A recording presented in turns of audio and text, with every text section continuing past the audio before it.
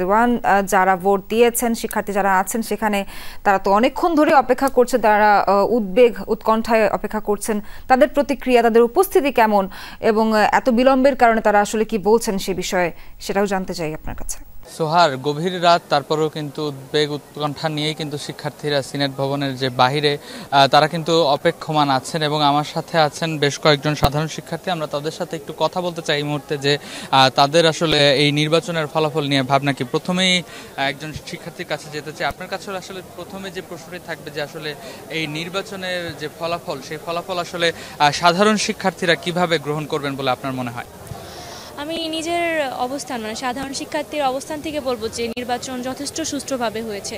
কারণ আমরা দেখেছি বিভিন্ন নির্বাচনের দিন বিভিন্ন ভুল ত্রুটি ধরা হয়েছে এবং যেসব ঘোরতর যে অভিযোগগুলো এসেছে কারচুপির, ওগুলোর কিন্তু আমরা কোনো প্রত্যক্ষ প্রমাণ পাইনি।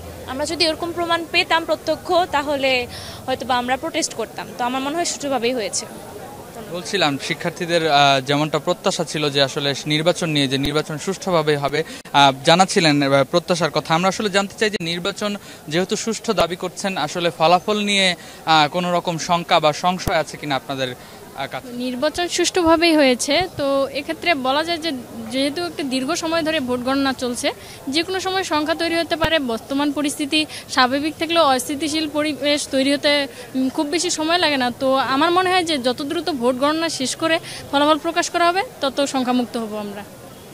ফলাফল ঘোষণায় আসলে প্রায় 30 ঘন্টারও বেশি সময় কিন্তু ইতিমধ্যে অতিক্রম হয়ে গেছে, যার কারণে আসলে কিছুটা শঙ্কায় কিন্তু শিক্ষার্থীদের মধ্যে আছেন। আমরা আরেকজন শিক্ষার্থীর কাছে যেতে চাই, আপনার কাছে আসলে জানতে চাওয়া যে এই যে দীর্ঘ প্রত্যাশা, প্রায় দীর্ঘদিন পর আপনাদের সেই প্রত্যাশিত বহুল প্রত্যাশিত এই নির্বাচন আসলে আপনাদের কাছে কি কোনো বার্তা নিয়ে আসছে কিনা, কিংবা সেটা কি আপনাদের জন্য ব্লেসিং কিনা, আসলে কি মনে হয়?